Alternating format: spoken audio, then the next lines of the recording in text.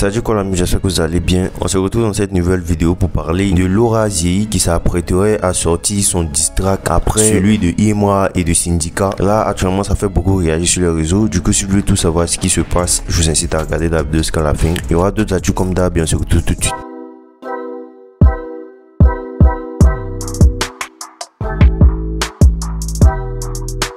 Tout d'abord, avant de débuter, pour tous ceux qui souhaiteraient une promotion, leur projet, album ou son, n'hésitez pas à m'écrire sur mon Instagram, NLofficiel YTB. Je vous mettrai le lien juste dans les commentaires. Voilà, bien évidemment, mes services sont payants. C'est un tarif abordable pour tous les profits. Du coup, n'hésitez pas à m'écrire si besoin.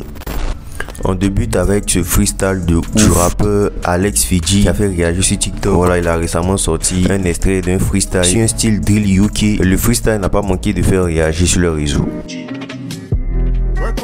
Bien montre comme jamais, tu peux pas avec nous. Charbonne everyday au kitchen, on crée les prods comme KJ. Nous, concentrer le site ou ailleurs. Si tu nous cherches, on met le fire. Après des glisses comme huile de ailleurs. Tu fais à fond la super. Lors de leur passage dans l'émission Les Femmes d'ici, Oyoki et Steve Milano ont donné leur avis sur les clashs qui se passaient actuellement dans le rap ivoire. L'artiste Oyoki n'a pas manqué de s'exprimer en affirmant, je cite, les clashs ne servent à rien, ils brisent les liens. Pour avancer, nous devons être unis et ne pas imiter les autres car nous n'avons pas les mêmes réalités. Il y a Steve Milano qui a partagé le même avis. On doit être ensemble pour avancer. Okay. C'est mieux, on ne doit pas faire comme les Américains. On n'est pas au State, on est à Abidjan. Moi aussi, ami de tout le monde dans la musique, il n'y a pas de square quelqu'un. Mais les clashs, encore qu'à se mettre ensemble pour avancer de la musique, il va rien d'autre pour faire ça. Il a tout dit, on fait ça pour la culture, on va se mettre ensemble pour avancer. Du coup, je vous laisse me laisser votre avis là-dessus. Pour ceux qui ne savent pas des différentes dates de la tournée de Didi B dans ces différents stades à Abidjan et à l'extérieur ont été repoussés et il s'est récemment exprimé là-dessus, notamment lors d'une interview chez le média Exclu. Déjà, l'artiste avait déjà mentionné que le déplacement de ces dates était dû à une action de l'Office national des sports qui avait rendu impossible certaines dates en raison de l'organisation de la Coupe du Monde 2026 zone Afrique. Des stades où Didi B devait effectuer ses concerts avaient déjà fait un communiqué. Du coup là, récemment, dans l'interview du média Exclu, il avait été demandé à Didi B si le déplacement de ces dates avait été un coup dur pour lui et il a affirmé, je cite, non pas vraiment parce que en vrai c'est les premières, donc c'est un combat qu'on est en train de mener pour ouvrir les portes, donc ce n'est pas des choses qu'ils feront en études comme le concert au palais ou au parc des expositions. C'est le stade, il faut tenir compte du programme des matchs, il faut tenir compte des règles de l'ONS aussi, donc on agit en fonction de ce qu'il dit. Il a aussi répondu lorsqu'on lui a demandé s'il n'a pas eu peur de viser un peu trop en organisant des concerts dans de grands stades, notamment celui de Boaké, le stade Félix Houphouët-Boigny et le stade Gon Coulibaly. Il affirme, je cite, bien sûr que c'est un travail qui s'est lancé, donc forcément tu peux stresser pour ça aussi parce que c'est le stade quand même, ça demande une belle organisation. Le problème c'est même pas de remplir, c'est l'organisation, comment ça va être, c'est ça qui est vraiment difficile, mais on y est. C'est le stade, il faut tenir compte du programme de match, les règles de l'ONS aussi. Donc quand eux ils disent ce qui peut se passer, c'est comme ça, on est obligé de dire.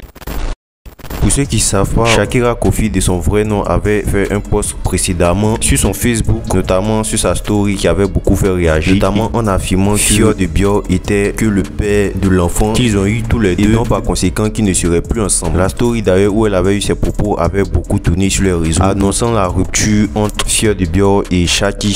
Jusque là, Fior de Bio n'avait pas pris la parole sur le sujet jusqu'à récemment sur Instagram lorsque ce dernier a présenté ses excuses à la mère de son fils, tout en postant des photos de lui accompagné d'elle et aussi de leur fils. Des propos qui font actuellement beaucoup réagir sur les réseaux. Fior de Bio demande pardon à Shaki. Il affirme, je cite, mon amour, les mots me manquent pour exprimer à quel point je regrette ce qui s'est passé. Je suis profondément désolé pour la douleur que j'ai causée et je comprends si tu es en colère, blessé ou déçu. Tu es la femme de ma vie, la personne qui illumine mon monde et je n'aurais jamais dû te faire du mal. Regardez cette photo me rappelle tout ce que j'aime chez toi, ta beauté, ton sourire, ton énergie vibrante. Je suis tellement chanceux de t'avoir dans ma vie et je me sens tellement mal de t'avoir fait douter de cela. Je sais que les excuses ne suffisent pas, mais je te promets que je ferai tout pour me racheter. Je veux que tu saches que tu es la priorité dans ma vie et je suis prêt à faire tous les efforts nécessaires pour te montrer à quel point tu comptes pour moi, ma Shakira. Tels étaient ses propos sur Instagram. Son message a suscité beaucoup de réactions. Du coup, je vous laisse me dire ce que vous en pensez. Laura compterait sortir son diss track après le diss track de Syndicat et la réponse de Imra. Voilà, je vais pas revenir sur le sujet sur ces deux diss tracks en question, mais voilà, dans le clash qui opposait Imra et Syndicat, notamment les deux diss tracks qu'ils ont eu à se changer, il y a eu des pics associés à Laura Zéhi qui n'avait pas manqué de faire réagir. Vous savez, quand on parle d'une femme dans le rap, on n'y va pas à la petite cuillère, surtout avec la drill. Et après le diss track, notamment celui de Imra qui était sorti en réponse à Syndicat en janvier, Laura Zéhi a fait plusieurs sorties, voilà, affirmant qu'elle donnerait sa version en sortant elle aussi un diss track, notamment ce post qu'elle avait fait en janvier sur sa story quelques temps après la sortie de la réponse de Imra au diss track de Syndicat, où elle avait affirmé, je cite, en train d'écrire tout leur secret dans mon cahier pour aller enregistrer ça en studio comme ça. Voilà, elle avait par la suite fait une story où on l'apercevait au studio, tout ça, et ça n'avait pas manqué de tourner sur les réseaux. Mais quelques temps après, on ne voyait pas le diss track, aucun diss track en vue, aucune sortie du son en question. Et là, récemment, d'après plusieurs sources, cette dernière s'apprêterait à sortir le diss track. On sait pas trop pour quelle raison elle a choisi ce moment précisément. Mais en tout cas, ça n'a pas tardé à faire bruit sur les réseaux. Elle a d'ailleurs fait récemment un post sur sa story Snapchat avec ce message affirmant, je cite, je ne suis pas rancunière, mais il y a des gens avec qui je préfère ne plus être en contact. Je leur souhaite ni du bien ni du mal. Ils n'ont qu'à avoir ce qu'ils méritent loin de moi. Une sortie qui a été très intrigante pour plusieurs réactions sur les réseaux concernant cette éventuelle diss track qui sortirait de la part de Laura Zéhi. Plusieurs affirmeraient même avoir écouté des extraits de ce diss track. La Vanille n'a pas osé faire ça. Les gars, est-ce que vous avez écouté diss track de Laura là? Est-ce que vous avez écouté diss track de Laura Zéhi? Vous avez écouté? Elle n'a pas fait sortir, mais il y a un bout, les gars m'ont envoyé, ça a fuité un peu. C'est-à-dire que les gars m'ont envoyé 30 secondes du bout du zéro là de la diss track, 30 secondes sur moi. Maintenant 30 secondes là. C'est qui est écouté. Et qu'il y a un dit là, il a plus de nerfs sur son cou que sur son ici. Il y a un aussi il s'est fait, mais il va vite, il tue pas. Faut faire sortir, il demande pardon. Et puis elle a pas pris 2 personnes dedans.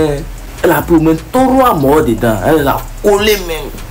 Il y a certains par contre qui ne souhaitent pas qu'elle sorte le diss track, voilà, comme quoi elle salirait son image, tout ça. Au fait. Donc pardon mamie. Affaire de diss track, j'entends 2 jours là que Laura va répondre. Laura pardon, faut pas répondre. Pas répondre parce que les gars tirent à balles réelles. Et pour blesser une femme, c'est tellement facile. Pour humilier une femme, c'est tellement facile. Garçon, tu as dit, il a petit qu'il s'en fout.